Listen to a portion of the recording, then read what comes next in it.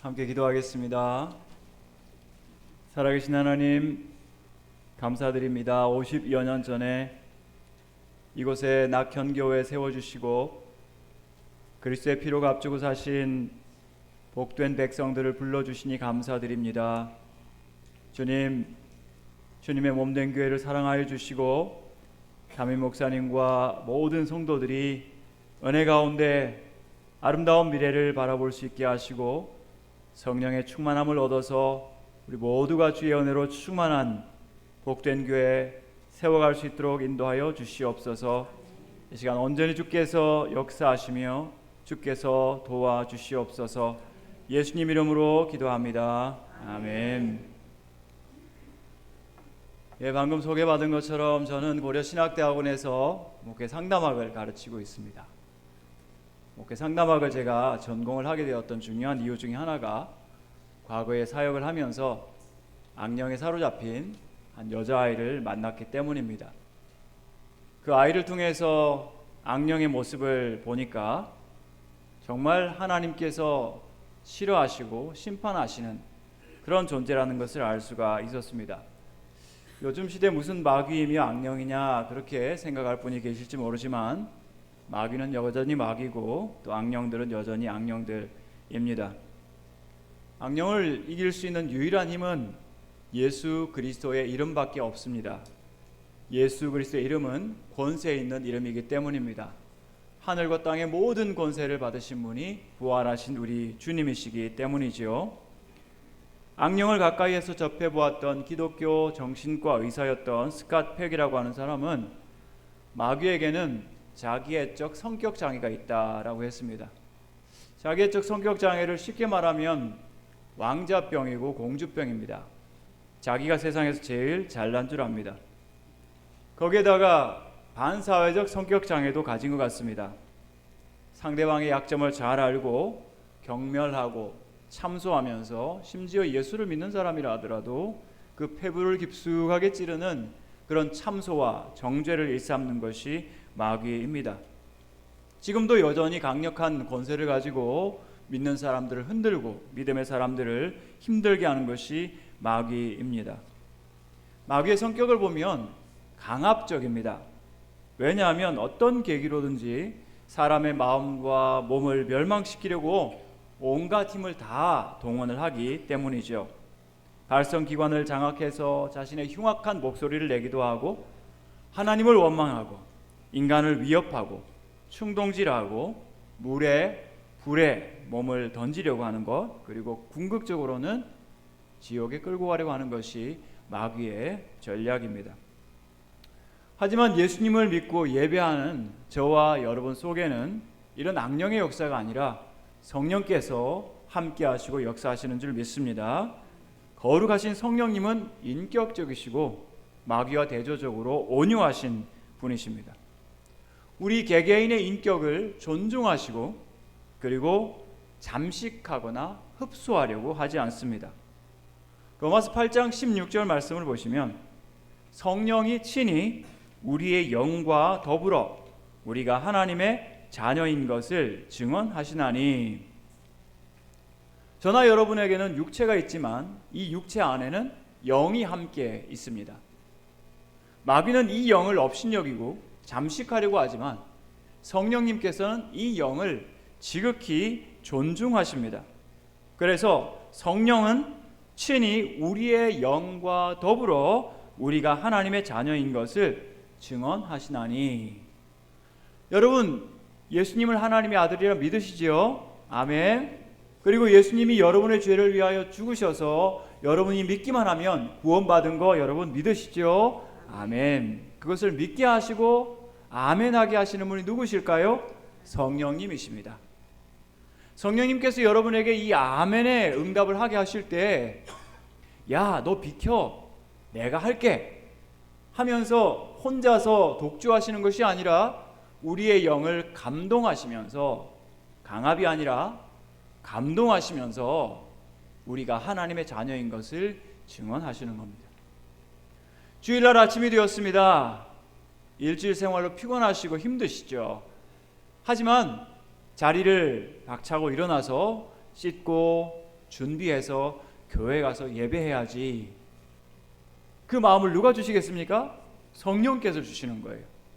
성령께서 주시되 내가 알아서 할 거야 하지 않으시고 여러분의 마음을 감동하셔서 여러분이 자발적으로 주님 앞에 나와서 기쁨으로 예배하게 하시는 분이 성령님이십니다.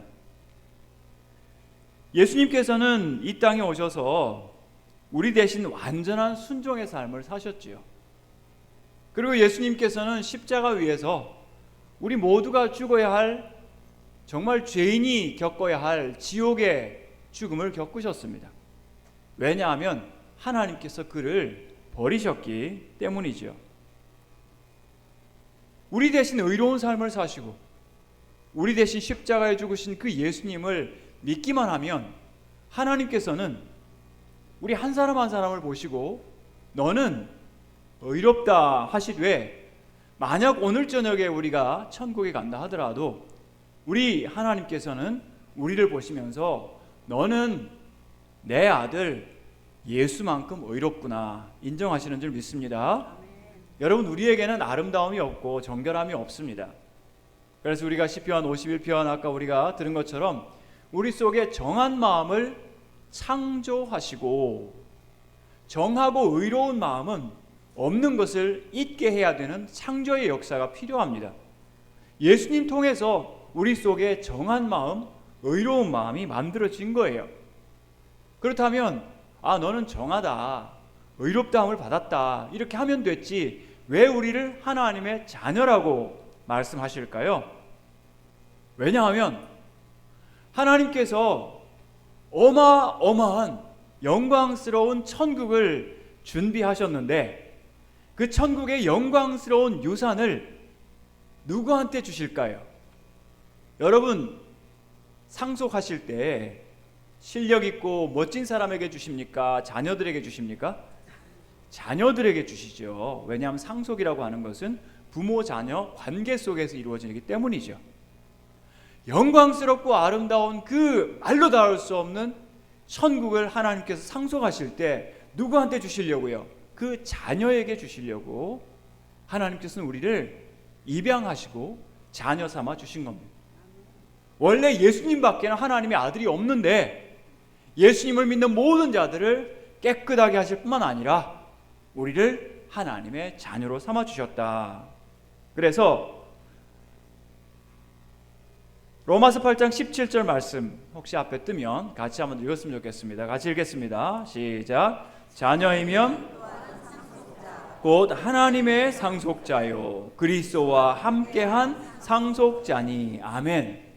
자녀이면 또한 상속자 곧 하나님의 상속자요 그리스도와 함께한 상속자가 된 것입니다. 그런데 이 우리가 하나님의 상속자가 되었다고 하는 이 사실을 우리에게 알게 하시고 깨닫게 하시고 또다시 상기시켜 주시는 분이 성령님이십니다. 성령께서 친히 우리의 영과 더불어 우리가 상속자인 하나님의 자녀가 되었다는 것을 알게 해주시는 거죠. 그래서 고린도전서 2장 말씀을 보시면 우리가 세상의 영을 받지 아니하고 하나님으로부터 온 영을 받았으니, 오직 하나님으로부터 온 영을 받았으니 이는 우리로 하여금 하나님께서 우리에게 은혜로 주신 것들을 알게 하려 하심이라. 우리가 어떻게 보이지 않는 하나님의 약속과 2000년 전에 일어났던 예수 그리스도의 공로를 우리의 것으로 삼을 수 있을까요? 그것을 내 것으로 확증할 수 있을까요? 그것은 성령님이 계시기 때문입니다. 성령께서 우리 각자에게 임하셔서 우리가 눈으로 볼 수 없는데 세상의 영이 아니라 성령께서 우리 가운데 계시기 때문에 우리는 은혜로 주신 것들이 보이는 거예요. 믿어지는 거예요. 그래서 흔들리지 않고 오늘 밤의 세상을 떠나도 영생이 나의 것이라는 것을 확신하고 감사하고 찬송하게 되는 줄 믿습니다. 우선 성령께서 우리 가운데 계실 때 우리 가운데 근본적인 변화가 일어나는데, 여러분 성전 아시죠? 구약 성경에 보시면 성전이 있어요. 그전에는 성막이 있다가 솔로몬 때에 정말 아름답고 찬란한 성전을 지었습니다. 그 성전의 중요한 역할이 뭐냐 하면 핵심적인 역할이 두 가지가 있는데, 첫 번째는 하나님께서 그 성전을 통해서 제사를 받으시는 거예요. 제사를 통하여 우리의 죄가 깨끗하게 되어지고 하나님께서 우리를 의롭다고 받아주시는 과정인데, 두 번째는 그 성전에 하나님의 영광이 임하는 것입니다. 하나님께서 온 우주 만물을 창조하셨기 때문에 하나님은 계시지 않는 곳이 없지만, 특별히 성전을 통하여 이곳은 나의 처소, 여기서 예배하는 모든 자들은 나의 백성이라는 그런 말씀을 주셨어요. 근데 신약시대에 와가지고 예수님께서 너희가 이 성전을 헐라, 내가 사흘 만에 일으킬 것이다, 돌 하나 돌 위에 남지 않고 이 성전이 무너질 것이다, 이렇게 말씀을 하셨지요. 그러니까 성전이 무너지고 없는 거예요 지금은. 그런데 신약시대 성전이 있어요. 첫 번째는 우리의 죄를 속하는 예수님의 몸이 성전 되십니다. 요한복음 2장 보시면, 그러나 예수는 성전된 자기 육체를 가리켜 말씀하신 것이라. 너희가 사흘 이 성전을 헐어라, 내가 사흘 만에 일으키겠다라고 했는데, 이는 예수님의 십자가의 죽으심과 부활, 그것을 이루신 예수님의 몸이 성전인 거예요. 다시 말하면 예수님의 단번에 죽으심이 우리 그 구약 성경의 모든 성전의 온전한 속죄의 임무를 완성하신 거예요. 그래서 여러분, 우리가 무슨 노력을 해서, 애를 많이 써서, 우리가 공로를 쌓아서 그래서 우리의 죄가 속해지는 것이 아니라 어떻게 해요? 예수님의 단번에 드리신 속죄의 제사, 십자가 위에서의 희생을 통하여 우리의 죄가 용서받게 되는 줄 믿습니다. 그래서 여러분, 죄가 생각날 때마다, 내 죄가 깨달아질 때마다 예수님의 이름으로 여러분 기도하시면 반드시 용서를 받습니다. 예수님의 몸이 성전입니다. 두 번째는요, 우리의 몸이 성전이에요. 우리의 몸이. 왜냐하면 고린도전서 6장 19절 같이 읽겠습니다. 시작. 너희 몸은 너희가 하나님께로부터 받은 바 너희 가운데 계신 성령의 전인 줄을 알지 못하느냐. 아멘.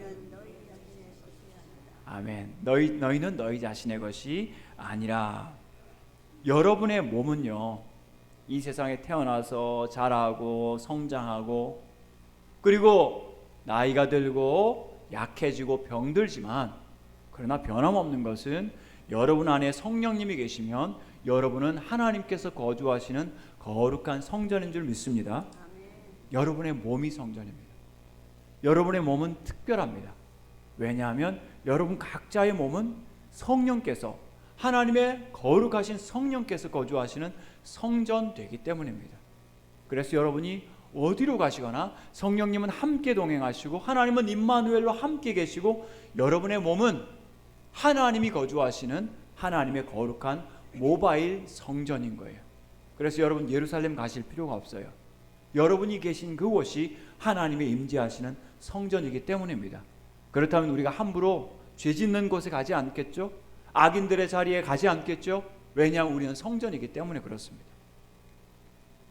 때로 우리가 우리 자신의 가치를 평가할 때, 아이고 나는 이렇게 늙고 병들어서 아픈데, 나는 일생에 제대로 이룩한 업적도 없는데 나의 가치는 얼마나 클까 생각할지 모르지만, 저나 여러분의 가치는요, 여러분이 얼마나 중요한 분인가 하는 그 가치는 내가 병들었나 안 들었나 그게 문제가 아니고, 건강하냐 젊으냐 그게 문제가 아니고, 얼마만큼 업적을 성취했나 그게 아니고, 여러분을 위하여 얼마만큼의 값이 지불되었는가, 그리고 여러분 안에 지금 누가 거주하고 계시는가, 이게 여러분의 참된 가치인 줄 믿습니다.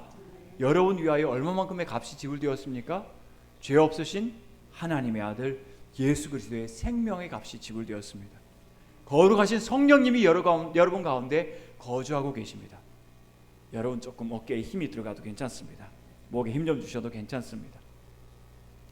여러분 6월달에 피는 가장 아름다운 꽃이 뭘까요? 장미가 지금 아직 피어 있고요, 그죠? 지금 데이지가 많이 또 피더라고요. 여러분 꽃을 볼 때 무슨 말씀하십니까? 낙현교회는 말씀 안 하십니까? 예쁘다고 하시겠죠. 향기롭다고 하시겠죠. 한마디만 더 하시죠. 저를 따라서 하시겠습니까? 어쩜 그렇게? 다시 한번 따라 하겠습니다. 어쩜 그렇게? 나를 닮았니? 어쩜 그렇게 나를 닮았니? 근데 우리 하나님께서는요 더 칭찬하셨어요. 너희가 솔로몬의 영광 그것보다, 그죠? 더 찬란한 이 들꽃보다 더 귀하지 아니하냐라고 하셨다면, 여러분 한 분 한 분은 사실은 꽃보다 더 귀합니다. 그래서 꽃을 볼 때 조금 어깨에 힘을 주시고, 내가 그래도 네보다 좀 낫다. 왜냐하면 하나님께서 사랑하시는 하나님의 자녀들이기 때문입니다. 그래서 종교개혁자들은요 성령님이 띠가 되신다라고 했어요. 허리띠가 무슨 역할을 하지요? 옷과 몸을 하나로 묶어주지 않습니까? 마찬가지로 성령님은 띠가 되셔서 예수 그리스도께서 2000년 전에 행하신 그 놀라운 구원의 사역을 우리와 꽁꽁 묶어 하나 되게 하시고, 여러분 세상 떠나실 때 여러 명 같이 갑니까? 혼자 갑니까? 혼자 가시잖아요. 그러나 우리는 혼자가 아니에요. 왜냐하면 성령님께서 예수님을 우리 가운데 꽁꽁 묶으셔서 하나 되었기 때문입니다. 그래서 종교개혁자 켈빈은 이렇게 이야기합니다. 성령의 역사로 말미암아 우리는 예수 그리스도와 더불어 단지 영혼뿐만 아니라 육신까지도 연합되어 우리가 그분의 살 중에 살이요 뼈 중에 뼈가 되는 것이다. 이렇게 이야기를 하고 있습니다. 여러분 한 분 한 분은 예수 그리스도의 신부이시기 때문에, 예수님과 떼려야 뗄 수 없는 하나이시기 때문에, 성령께서 여러분을 예수님과 하나로 묶어주시기 때문에 여러분은 흔들림 없이 이 세상에서 천국에 이르기까지 어쩔 수 없이 예수님과 하나 되는 그 삶과 그런 미래를 갖게 될 줄 믿습니다. 그렇다면 여러분 이 성령님으로 충만하게 되는 그 은혜를 사모하시기 바랍니다. 여러분에게 기도의 제목이 있을 것이고, 여러분의 소원이 있을 것이고, 간절한 바람들이 있을 것입니다. 하지만 무엇보다도 어디서나 언제나 우리가 간절히 기도해야 될 것은, 주여 저에게 성령님 충만하게 하여 주십시오. 기도하셔야 됩니다. 사모하셔야 돼요. 갈급하셔야 돼요. 목마르셔야 합니다. 팀 켈러 목사님 그런 이야기 했어요. 우리의 중산층 의식을 회개해야 됩니다. 중산층은 뭡니까? 내가 열심히 일해서 내 돈 내산, 내가 돈 내서 내가 샀다. 내가 뭐 이렇게 살고 있으니까 먹고 살만하다. 영적으로 그래서는 안 된다는 거죠. 영적으로 주님 앞에 나올 때마다, 주님 저는 목마릅니다. 저는 배고픕니다. 저는 비참합니다. 주님의 은혜가 필요합니다. 주님 자비 아니면 안 됩니다.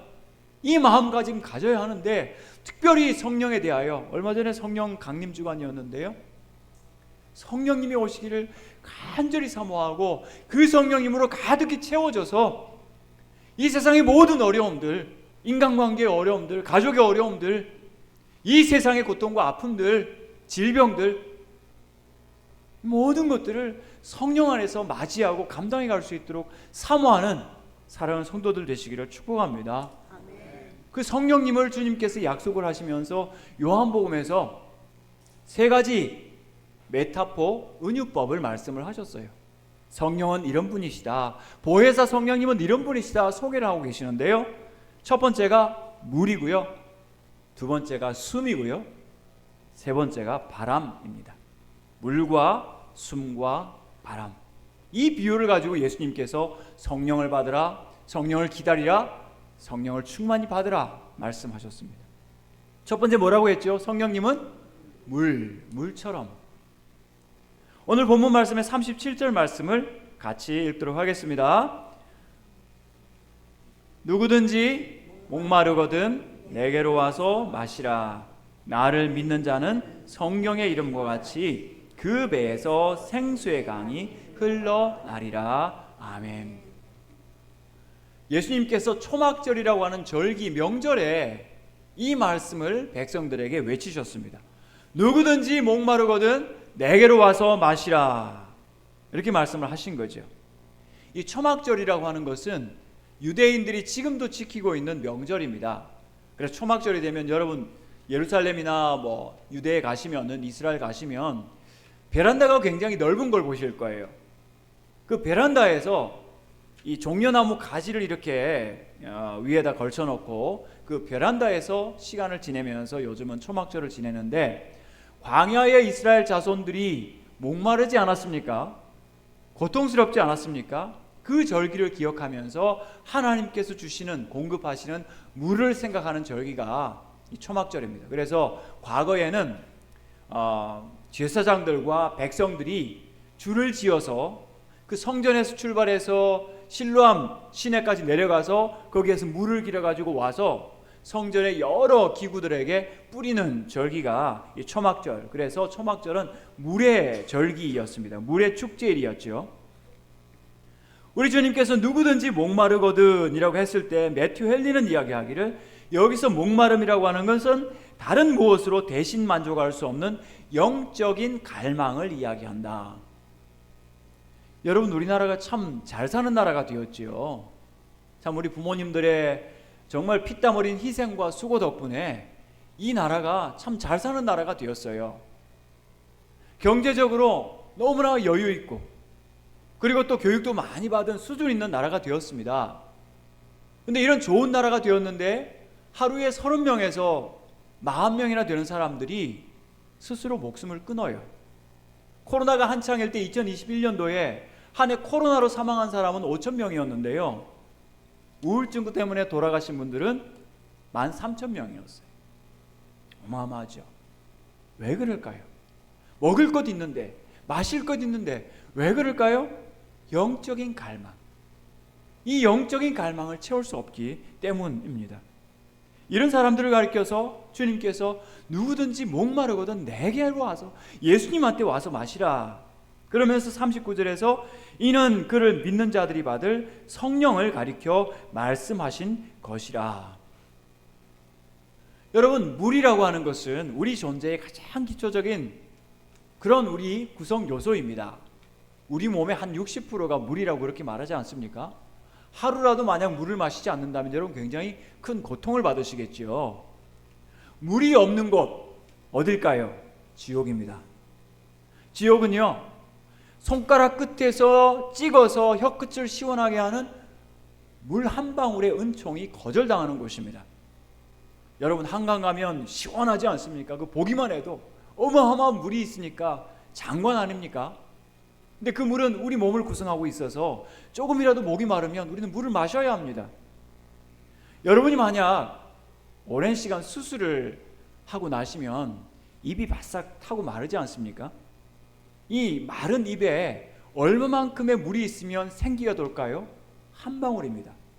물 벌컥벌컥 마시지 않아도 누군가 젖은 수건에 이렇게 입술만 닦아줘도 여기에 생기가 다시 돋거든요. 그때 지옥에는 그 한 방울의 물이 허락되지 않습니다. 이 땅에 사는 동안에는 물이 없으면 과일 먹을 수도 있고 주스 마실 수도 있습니다. 커피를 드실 수도 있지요. 하지만 여러분, 지옥에는 카페가 없습니다. 메뉴판도 없고 아무것도 없어요. 여러분 중에 단 한 분도 지옥 가시는 분 없으시기를 축복합니다. 천국에는요, 영원한 생명의 강수가 흐르는 곳입니다. 사철 계절을 따라서 열매 맺는 곳입니다. 그곳에서 영광을 누리시는 여러분들 되시기를 축복합니다. 예수님께서는 누구든지 인생의 깊은 갈증 가운데서 내게로 와서 나를 믿기만 하면 너희에게서 생명의 강이 그 배에서 흘러날 것이다. 우리에게 물은 밖에서 옵니다. 샘에서, 수도에서, 정수기에서, 생수병에서 우리를 목을 축여주는 물이 오지 않습니까? 그런데 성령의 물은요, 우리의 배에서 생수의 강이, 생수의 수도꼭지가 아니고, 생수의 개울물이 아니고 생수의 강이 흘러날 것이다. 여러분, 예수님을 믿고 간절히 사모하는 마음이 있으면 이 배에서요, 한강이 흘러나게 될 줄 믿습니다. 여러분, 그 충만함을 경험하시기를 축복합니다. 예수님을 믿어도 메마르게 사는 성도들이 있습니다. 예수님을 믿어도 하루하루 걱정하면서 정말 딱하게 갈증 가득하게 살아가는 분들이 있습니다. 예수님을 믿는데도 지옥을 살아가는 것처럼 정말 메마르고 갈증나는 그런 삶을 살아갈 수가 있습니다. 그러나 예수님을 믿고 사모하면요, 우리의 배에서 생수의 강이 흘러납니다. 어디서나 언제나 주님의 이름을 부르면서 제 가운데 성령 충만하게 해주십시오. 여러분, 세상 있고 고생 있고 두려움 있고 미래에 대한 불안함을 잊어버리고 성령 안에서 충만한 은혜를 어디서나 누릴 수 있어요. 그것을 주님께서 약속하고 계신 겁니다. 시편 42편에서 하나님이여 사슴이 시냇물을 찾기에 갈급함 같이 내 영혼이 주를 찾기에 갈급하니이다. 내 영혼이 하나님 곧 살아계신 하나님을 갈망하나니 내가 어느 때에 나아가서 하나님의 얼굴을 배울까. 목마른 사슴이 시냇물을 찾아서 갈급한 것처럼 내 영혼이 하나님을 찾아서, 주님을 찾아서, 성령님을 찾아서 갈급한 여러분들 되시기를 축복합니다. 두 번째는 뭐라고 했죠? 숨처럼.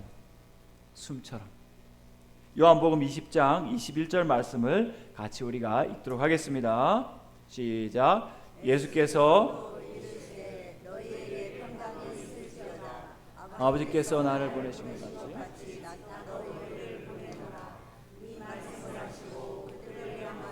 숨을 내쉬며 이르시되 성령을 받으라. 아멘. 부활하신 예수님께서 두려워서 꽁꽁 갇혀있는 그 제자들 찾아가셔서 숨을 내쉬며 이르시되 성령을 받으라.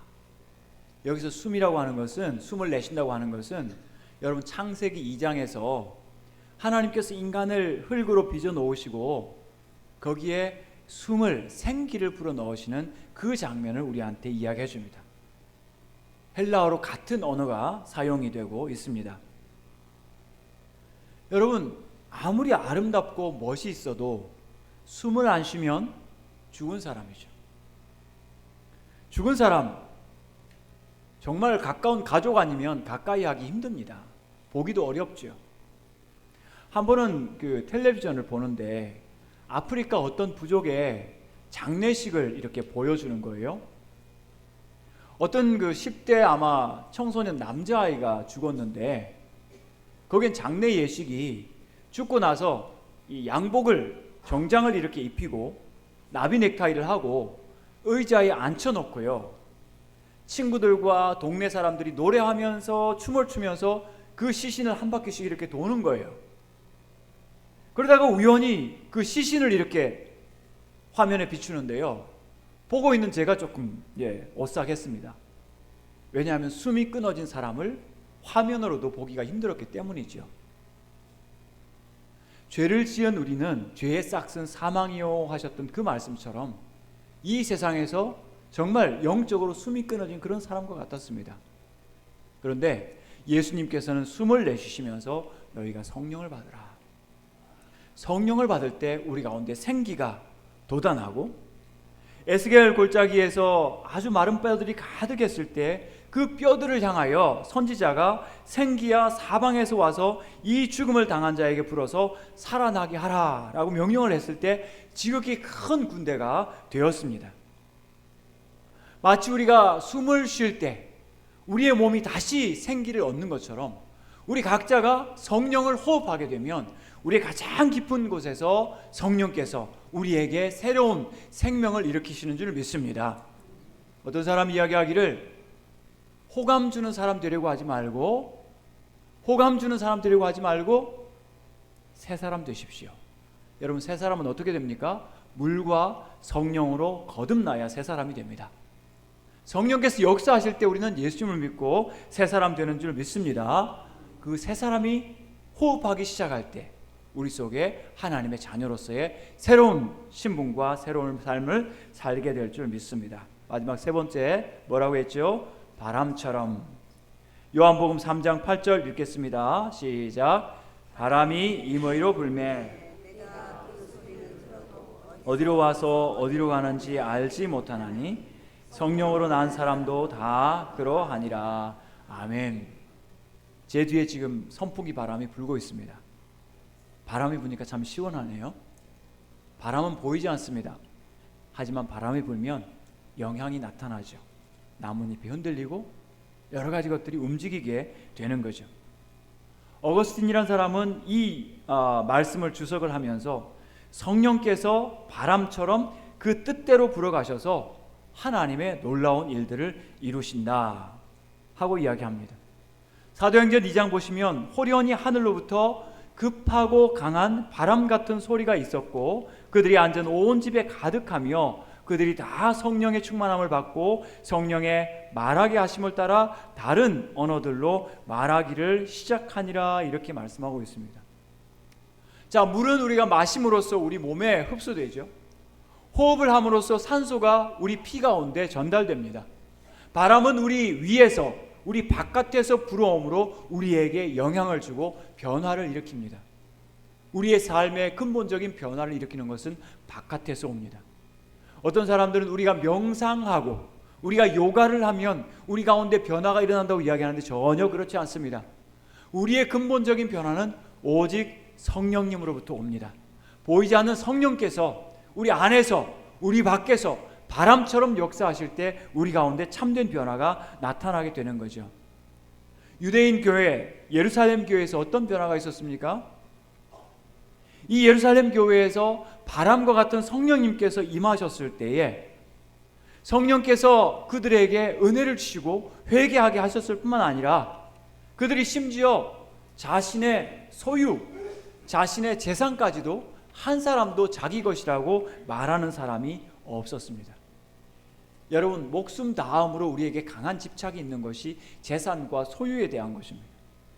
때로는 우리가 이 세상에 대한 많은 기억을 잊어버려도 소유에 대한 기억은 잘 잊지를 않습니다. 근데 그것마저 내려놓고 내 것을 내 것이라 하는 사람이 한 사람도 없는 그 때가 성령께서 임하셔서 그들 가운데 변화를 주셨을 때입니다.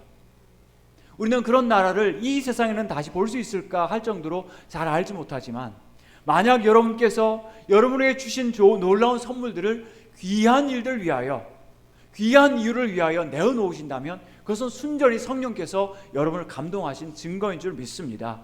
교회를 위하여 헌금하고 선한 일을 위하여 여러분 헌금하시고 이웃들을 위하여 여러분들께서 여러분의 작은 소유라도 내어놓으실 때 나누실 때 그것은 성령께서 역사하시는 분명한 증거입니다. 이런 변화가 우리 교회 가운데 나타나기를 바랍니다. 어떤 목사님은 이야기하기를 성령의 역사는 점진성, 불가피성, 내면성을 갖는다고 하였습니다. 성령께서 우리 가운데 계시면 우리가 느끼지 못하지만 점진적으로 불가피성, 피할 수 없이 반드시 그리고 내면성 안에서부터 강력하게 변화가 일어날 것이다. 물처럼 숨처럼 바람처럼 역사하시는 그 성령으로 충만하신 여러분들 되시기를 축복합니다. 성령께서는 반드시 역사를 이루시고 변화를 이루실 것이기 때문입니다. 말씀을 맺겠습니다. 신약시대에 2000년 전에 나무 위에서 그게 달려서 절박하게 목이 마른 한 청년이 있었죠. 내가 목마르다. 누구였습니까? 예수님이시죠. 그 예수님께서 왜 목이 마르셨을까요? 물과 피가 다 쏟아졌기 때문입니다. 근데 어떤 주석가는 이야기하기를 그 시간에 예수님으로부터 성령께서 떠나셨기 때문이다. 성령이 없는 곳이 심판이고 지옥입니다. 여러분의 삶 가운데 한순간도 성령 계시지 않는 시간 없기를 바랍니다. 성령 떠나시지 않기를 바랍니다. 우리 가운데 성령 충만함 주시기 위해서 예수님은 성령으로 목마르신 분이 되셨어요. 우리한테 풍성한 생수의 강이 흘러넘치게 하기 위해서 예수님으로부터 성령께서 떠나셨습니다. 우리를 위하여 가난하여 주시고 우리 위하여 지옥의 고통을 겪으신 거죠. 그 주님께 감사하면서 그 주님의 은혜를 기억하면서 오늘 우리는 마음껏 이 교회 안에서 가정에서 일터에서 물처럼 숨처럼 바람처럼 역사하시는 그 성령으로 충만함을 입으시는 낙현교회 모든 성도들 되시기를 주의 이름으로 축복합니다. 기도하겠습니다.